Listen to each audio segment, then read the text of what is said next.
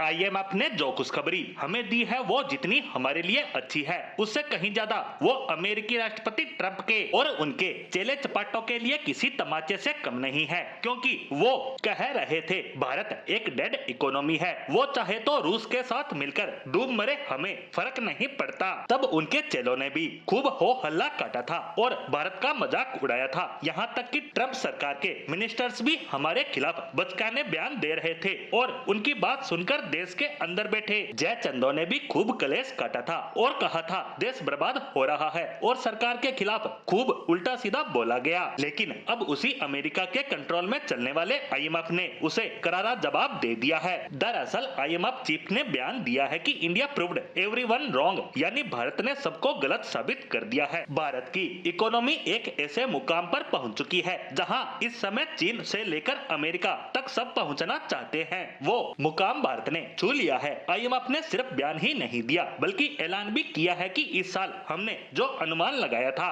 कि भारत की अर्थव्यवस्था फाइनेंशियल ईयर 2025-26 में 6% की रफ्तार से बढ़ेगी, इसे हमें दोबारा से रिकैलकुलेट करना पड़ रहा है। हम अपनी पुरानी रिपोर्ट वापस ले रहे हैं और उसमें बदलाव कर रहे हैं। मतलब आईएमएफ का अनुमान है कि 6 नहीं बल्कि 6.6% की रफ्तार से हमारी इकोनॉमी बढ़ेगी। और सबसे मजे की बात तो ये है कि ये जो नया आंकड़ा हमें दिया जा रहा है वो तब है जब अमेरिका के टैरिफ भारत पर लगे रहेंगे, जैसा हम उम्मीद भी कर रहे हैं। यहाँ एक बात बता दूं कि आईएमएफ आगे जाकर इसे भी बदलेगा, तब शायद आईएमएफ भारत की जीडीपी ग्रोथ 7% की रफ्तार से बढ़ाता भी नजर आ सकता है। और ये भारत की बहुत बड़ी जीत है, क्योंकि इस समय ट्रंप ने जिन भी देशों के खिलाफ टैरिफ लगाए हैं उनकी जीडीपी रफ्तार में कटौती की गई है। वहीं भारत पूरे विश्व में एकमात्र ऐसा देश है जिसकी इकोनॉमी बढ़ रही है और वो भी दूसरों के मुकाबले 3 गुना तक टैरिफ लगने के बाद। हालांकि अब सवाल ये है कि ये कैसे